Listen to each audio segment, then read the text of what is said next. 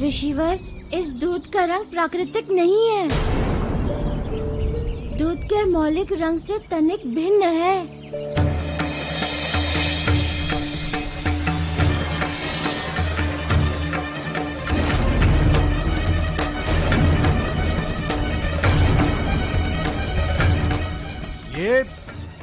ये तो घोर आश्चर्यजनक बात कह रहे हैं प्रभु।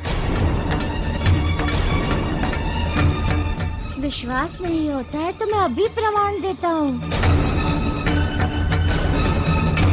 आइए मेरे साथ।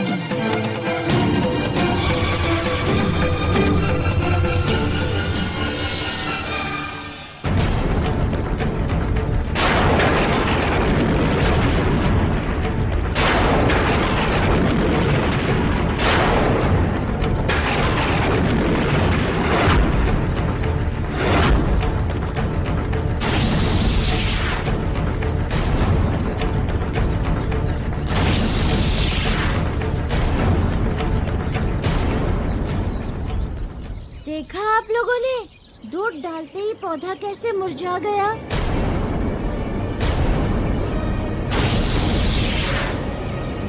इसका अर्थ ये हुआ कि ये दूध विषाक्त है।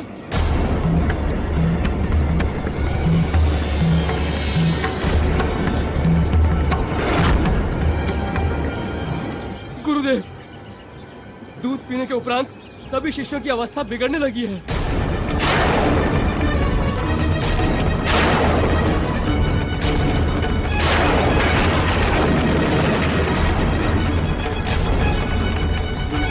आइए प्रभु।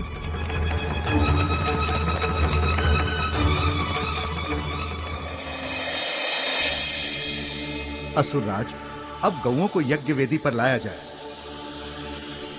समझ नहीं आ रहा कि शंबासुर को एक गऊ को लाने में इतना विलंब क्यों आ रहा है। असुरराज, असुरराज, अनर्थ हो गया असुरराज। शंबासुर, तुम्हारी ये अवस्था कैसे हुई? किसने किया ये? असुरराज, वो गौ जिसमें सभी देवता छिपे थे हमारी पकड़ से भाग गई।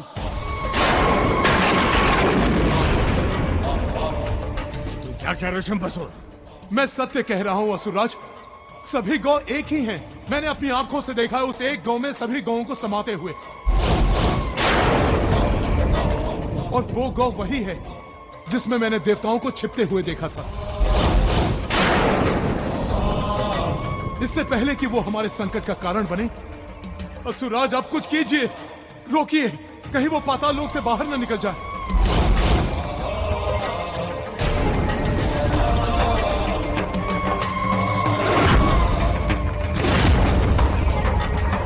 नहीं शंबासुर, नहीं। पाताल लोक में आना तो सहज है, किंतु बाहर जाना अत्यंत कठिन, अत्यंत दुर्गम। पाताल लोक से बाहर जाने से पहले ही मैं उस गौ की हत्या कर दूंगा। निशंस हत्या, निशंस हत्या।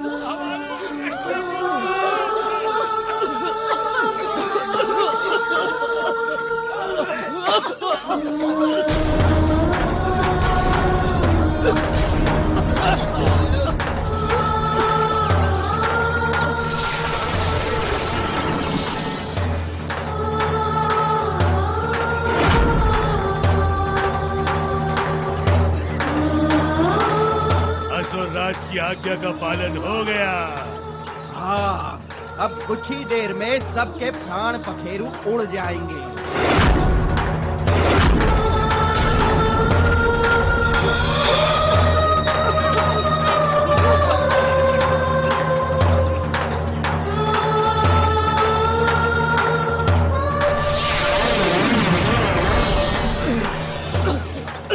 ये सब कैसे हुआ भाई?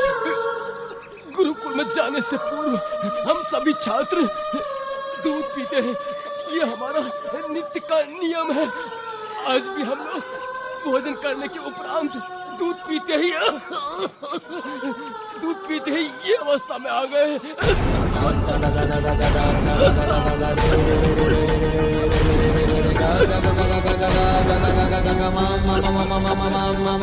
गौ का दूध तो अमृत तुल्य होता है, उससे हानि अथवा अस्वस्थता का तो प्रश्न ही नहीं उठता। अच्छा ये बताओ, दूध कौन सी गौ का था? उस गौ का जो गौशाला में बंधी हुई है।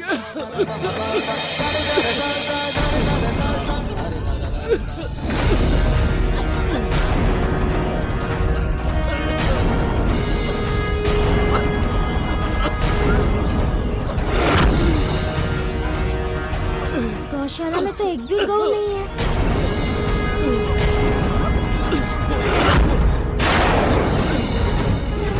कहाँ गई सभी गौएं?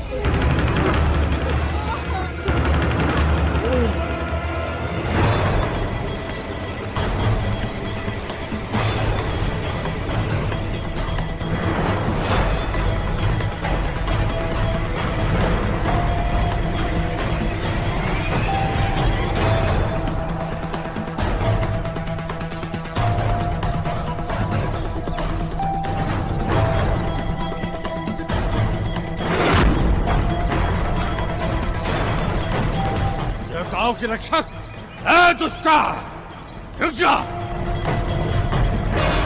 इसी में तेरी भलाई है, अन्यथा आज तू अपने प्राण गंवाएगी। रुक।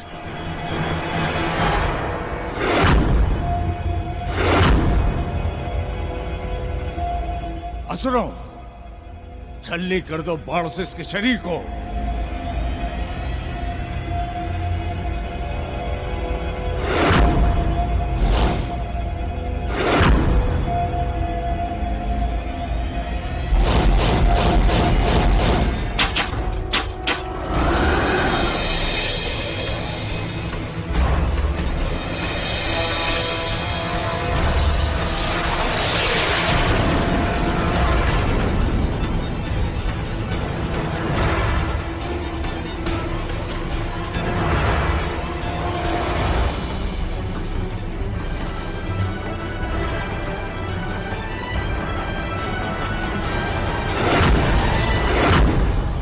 असुर सैनिकों, जाओ और जाकर पाताल लोक की सीमाओं के चारों तरफ फैल जाओ।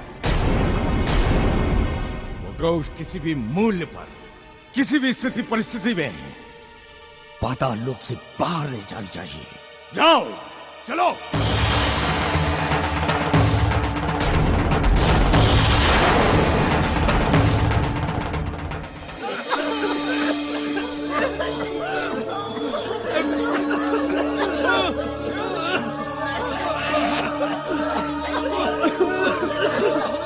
यही दूध पिया था हम सब ने।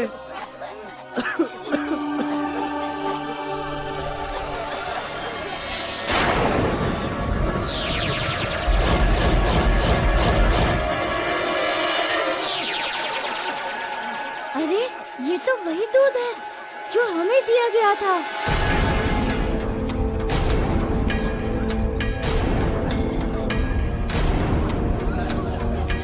वही विषाक्त दूध।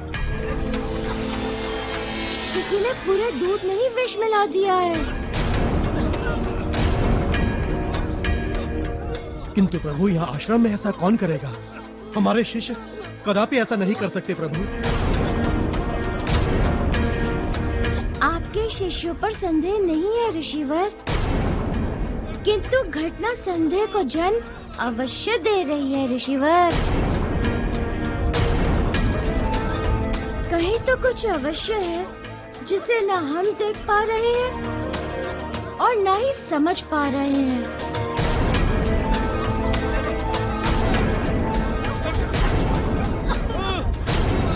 रक्षा कीजिए गुरुदेव, रक्षा कीजिए, रक्षा कीजिए गुरुदेव, रक्षा कीजिए, अन्यथा संपूर्ण ग्राम आज समाप्त हो जाएगा।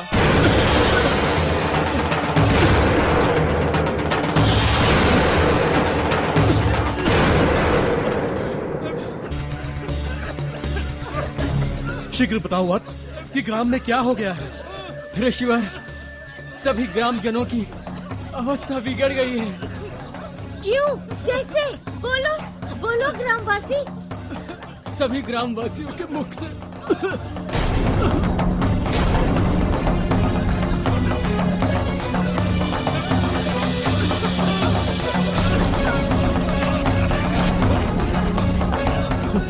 प्रभु, मुझे विष के प्रभाव को काटने हेतु शीघ्र ही औषधि तैयार करनी होगी। विलंब करने से सबकी मृत्यु हो जाएगी। प्रभु, आप औषधि तैयार करें ऋषिवर, तब तक मैं ग्रामवासियों का उपचार करता हूँ, उन्हें संभालता हूँ।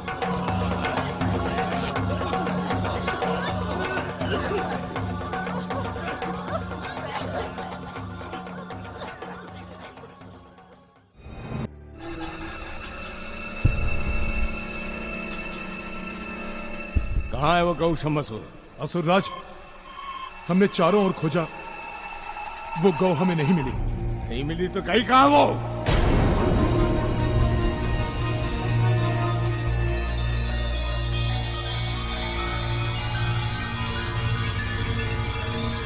ये गंध तो उसी गौ की है। समझ गया कि वो कहाँ छुपी है।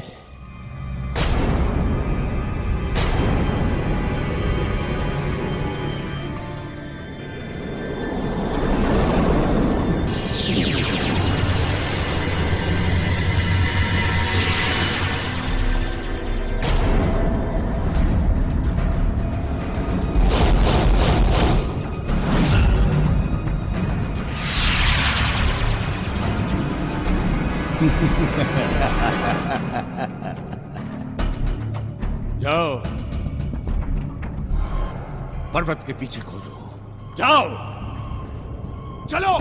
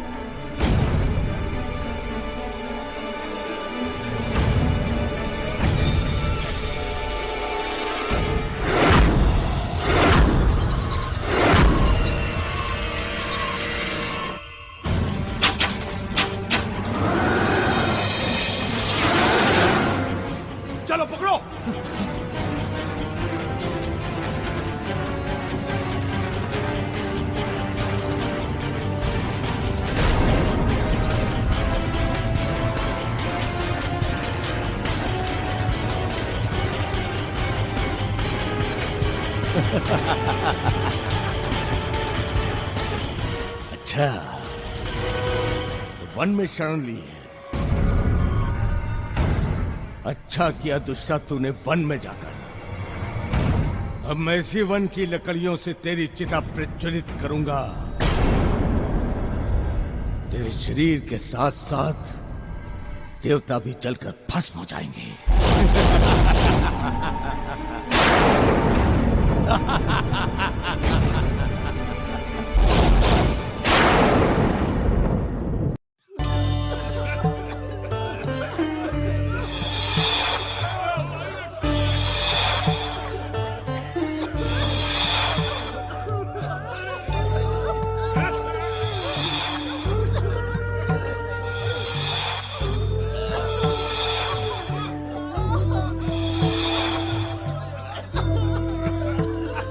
अरे कोई मेरे पुत्र को बचा लो, अरे कोई मेरे पुत्र को बचा लो।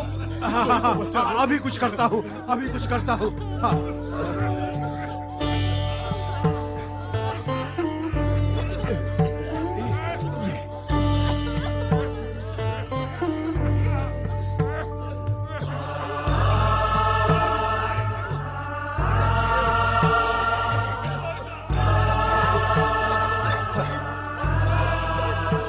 हो जाएगा, सब ठीक हो जाएगा।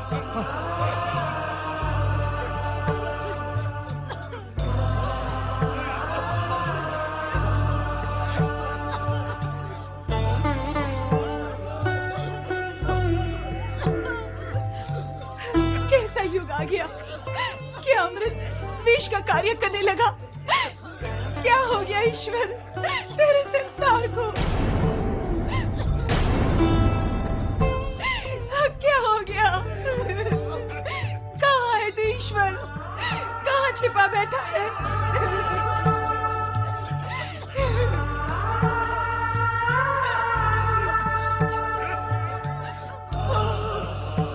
महाबली काका, यहाँ की भी अवस्था का मूल कारण वही है, विषाक्त दूध। तो क्या पूरा का पूरा दूध ही विषाक्त है? हाँ महाबली काका, इस पूरी घटना में षड्यंत्र की छाया दिख रही है।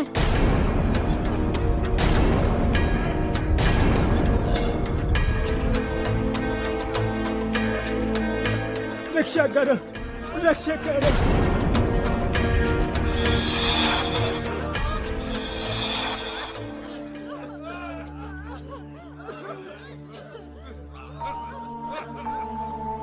ऋषिवर, औषधि मिली इस विष की?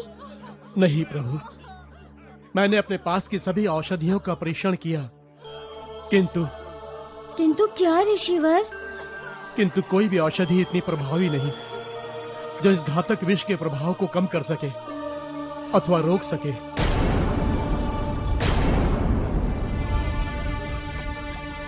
तो अब क्या होगा ऋषिवर? इसका अर्थ है कि... नहीं प्रभु, निराश ना हो। मेरा कहने का तात्पर्य यह नहीं कि ऐसी कोई औषधि या कोई उपचार नहीं है।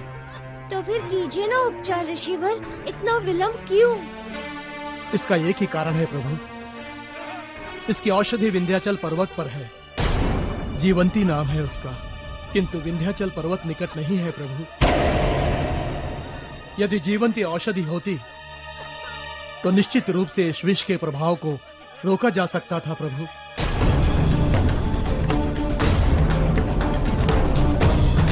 यदि जीवंती औषधि होती तो निश्चित रूप से इस विष के प्रभाव को रोका जा सकता था प्रभु।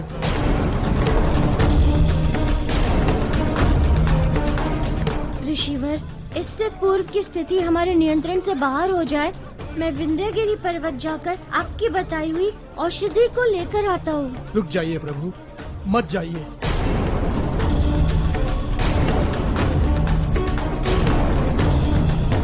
क्यों ऋषिवर, क्या हुआ? प्रभु, जिस औषधि की चर्चा मैंने की वो इस विष के प्रभाव को रोकने के लिए है। प्रभावी, पूर्णकालिक एवं स्थायी उपचार नहीं है।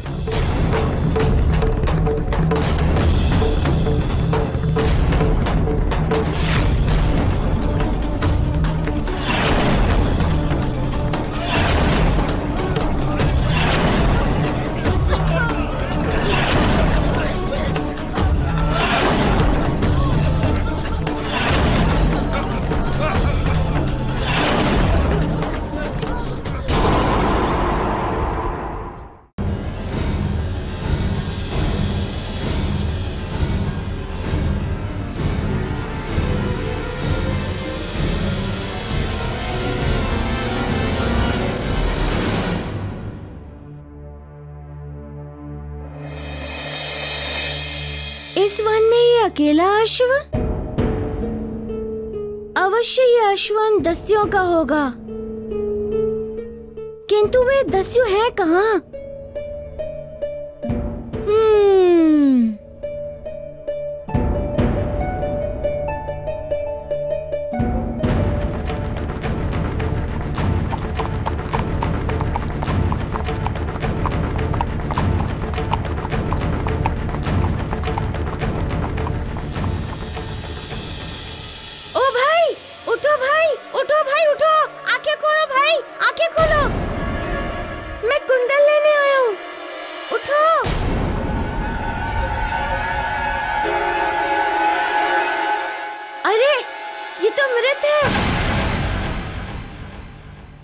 अब मैं किससे पूछूं?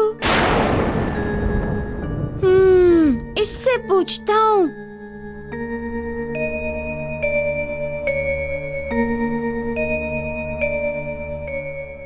ओ भाई, भाई, ओ भाई।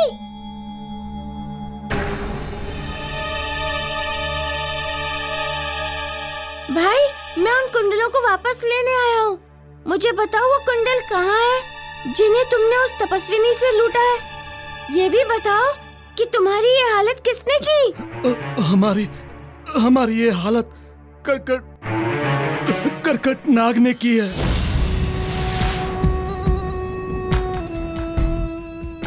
करकट नाग ने? परंतु क्यों? कैसे? तुम लोग तो अश्व पे थे। वो बहुत ही शक्तिशाली और दिव्य नाग है।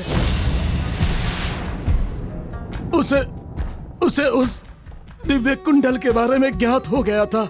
उसे ही प्राप्त करने हेतु उसने हमें डस लिया और वो दिव्य कुंडल लेकर चला गया।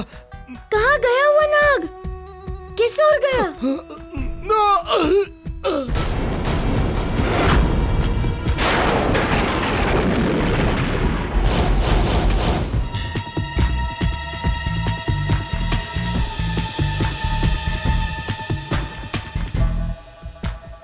अब क्या करूं मैं? इसकी तो मृत्यु हो गई। अब कौन बताएगा कि वो करकट नाग कहाँ गया, किस ओर गया?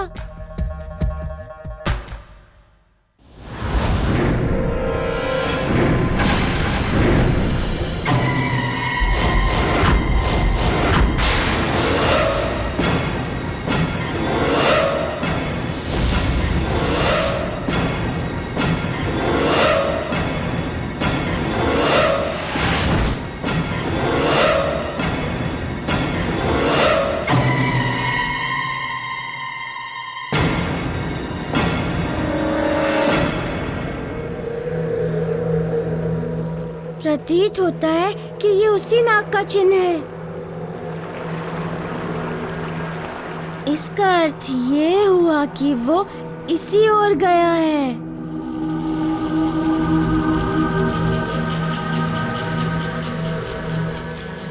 अरे, ये तो नदी में चला गया। अब मैं क्या करूं? नदी में जाकर कैसे लाऊं मैं उन कुंडलों को वापस?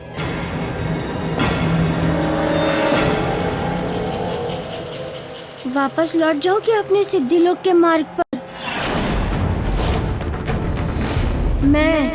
मैं वापस ले आऊंगा उन कुंडलों को। नहीं, मैं उन देवी को वचन देकर आया हूं कि मैं उन कुंडलों को वापस ले आऊंगा। वो मेरी प्रतीक्षा करेंगी।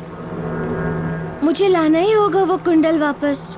उन कुंडलों में दिव्य शक्तियां निहित हैं। वैसी शक्तियों का कुपात्रों के हाथ में लगना विनाशकारी हो सकता है। चाहे कुछ भी हो जाए, मुझे कुंडलों को वापस लाना ही होगा।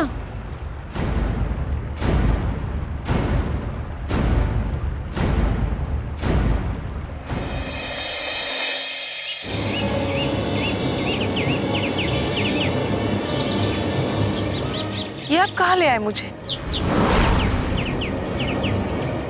यहाँ तो दूर दूर तक केवल उजाड़ बंजर धरती है।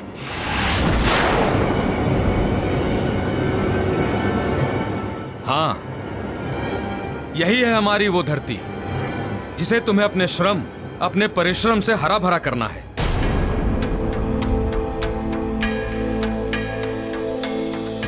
बहुत दिनों तक किसी के ना मिलने के कारण ना तो इसकी जुताई हुई है और ना ही बुआई।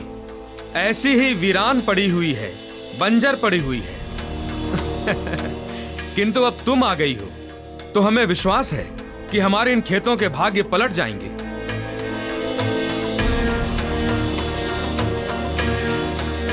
तुम्हारे चेहरे पे काम करने के दृढ़ संकल्प को देखकर हम अत्यंत संतुष्ट हैं। जाओ, हमारे इन खेतों का भाग्य पलट दो।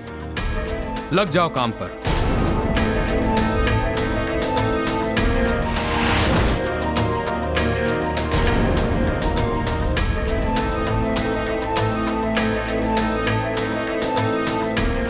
यही तो तुम्हें सोचना है। अपनी समस्या के निवारण हेतु यहां अपनी बुद्धि का यही तो प्रयोग करना है। ये देखो, हमारे पास धन की कमी नहीं है। स्वर्ण मुद्राओं से भरी हुई है हमारी ये थैली। यदि तुम श्रम करोगी, परिश्रम करोगी, तो हम तुम्हें प्रतिदिन तुम्हारे श्रम का 1 मुट्ठी स्वर्ण मुद्राएं देंगे। अब ये तुम्हारे ऊपर निर्भर करता है कि तुम क्या निर्णय लेती हो। अपनी समस्याओं में बने रहने का मार्ग चुनती हो अथवा समस्याओं के निवारण का मार्ग चुनती हो, यह तुम पर निर्भर करता है।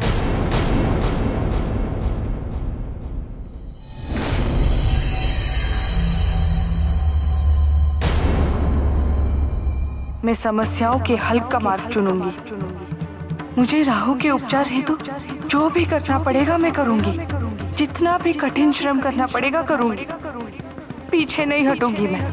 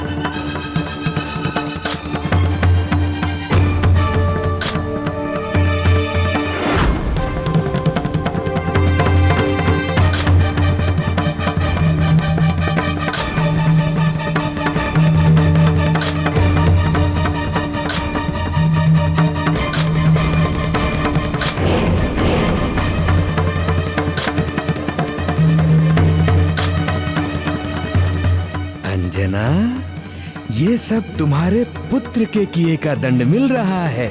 हाँ।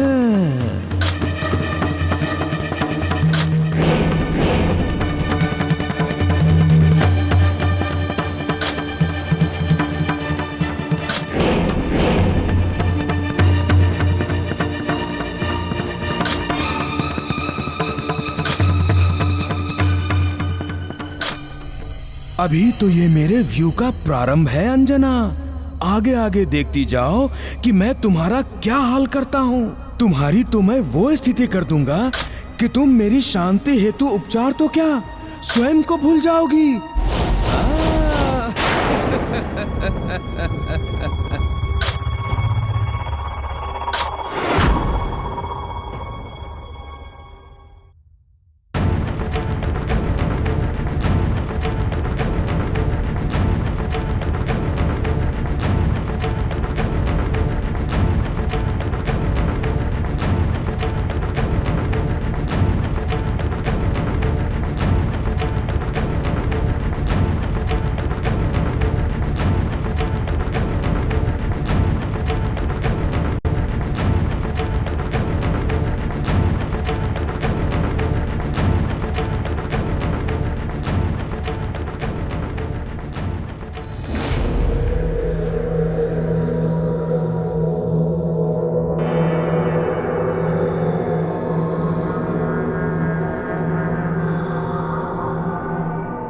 ये तो पाताल लोक है। इसका अर्थ ये हुआ कि करकट इस पाताल लोक का वासी है।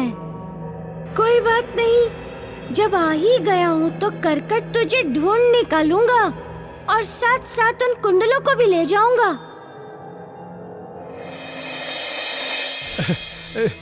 किंतु महाराज बाली, आपने ये भूल कैसे कर दी? आपने अंजना को जाने ही क्यों दिया? रोकना चाहिए था आपको महाराज बाली, रोकना चाहिए था। मैंने अंजना को रोकने का बहुत प्रयास किया जामवन जी, उसे बहुत रोका, किंतु उसके तर्कों ने हमारे विकल्पों के समस्त मार्ग बंद कर दिए। मैं क्या करता जामवन जी, मैं विवश हो गया था। हाँ जामवन जी, हम विवश हो गए थे। अंजना ने हमसे वचन लिया था कि हम उसे ना रोकें, और फिर हमने भी यही सोचा कि वो जो कुछ भी करने जा रही है अपने राज्य और महाराज केसरी के हित में ही तो करने जा रही है। किंतु अभी तक लौट कर भी तो नहीं आई है वो। न जाने वो कहां भटक रही होगी कार्य प्राप्त करने हेतु। अंजना बाहर जाकर किसी के यहाँ काम करे, ये कल्पना मात्र से ही मेरे रोम रोम सिहर उठते हैं। ये कैसे दुर्दिन आ गए हैं उसके।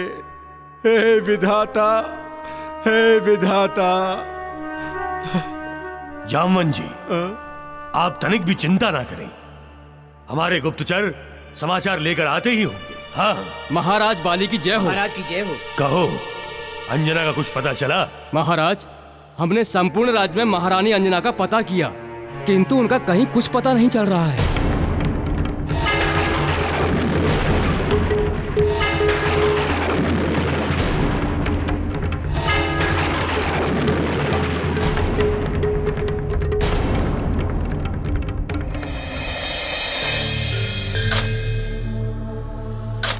अरे, इस प्रकार कब तक कुदाल से खेतों को कोड़ती रहोगी?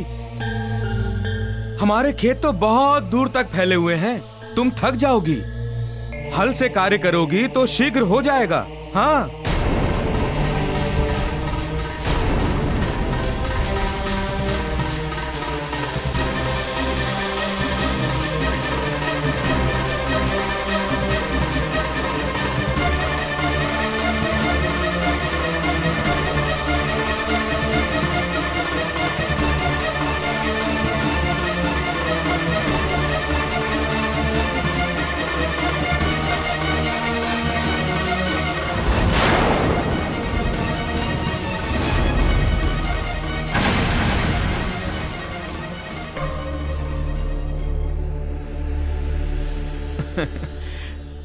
तुम खेतों की जुताई करो, तब तक मैं हाट से बीज लेकर आता हूं। किंतु पुत्री, मेरा एक काम करोगी? जी? एक छोटा सा दायित्व सौंपना था तुम्हें। तुम बहुत भली हो, एकदम गौ के समान। हाट जा रहा हूं ना बीज लेने हेतु, तो राह में चोर एवं लुटेरों का भय है, लूट सकते हैं मुझे वो। तो मैंने सोचा क्यों ना अपना ये स्वर्ण मुद्राओं से भरा हुआ थैला तुम्हारे पास छोड़कर जाऊं। जब तक मैं वापस आऊं तो तुम मेरे धन को भली भांति संभाल कर रखना, वापस आने पर ले लूंगा। नहीं नहीं नहीं साहूकार जी, इतने बड़े दायित्व का बोझ मैं नहीं उठा पाऊंगी।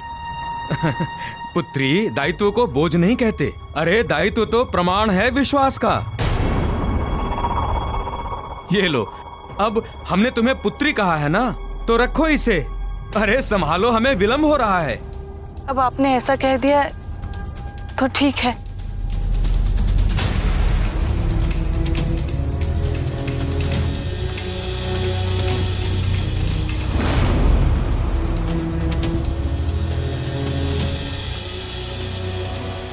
अंजना, तुम मेरी रची चाल में पूर्ण रूपेण फंस चुकी हो। अब प्रतीक्षा करो मेरी अगली चाल का। हाँ।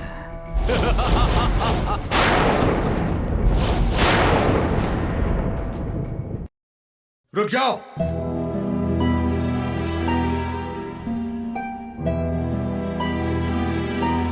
कौन हो तुम, और इस नागलोक में कहां घुसे चले आ रहे हो? करकट नाम के एक पातालवासी ने धरती लोक से 2 कुंडल चोरी किए हैं। मैं उसी चोर को ढूंढने और वो कुंडल लेने वापस आया हूँ। मूर्ख वानर, जानते भी हो कि करकट कौन है? वो यहाँ के राजा है, राजा, और तुम उन पर चोरी का आरोप लगा रहे हो। यदि तुम्हें अपने जीवन से प्यार है तो लौट जाओ यहाँ से। मुझे अपने जीवन से अधिक अपना वचन प्यारा है। मैंने किसी को वचन दिया है कि मैं उन कुंडलों को वापस ले आऊंगा। अतः मैं उन कुंडलों को लिए बिना यहाँ से नहीं जाऊंगा। मेरा मार्ग छोड़ो, मुझे जाने दो। कदापि नहीं छोड़ेंगे, मार्ग तुम्हें छोड़ना पड़ेगा बालक।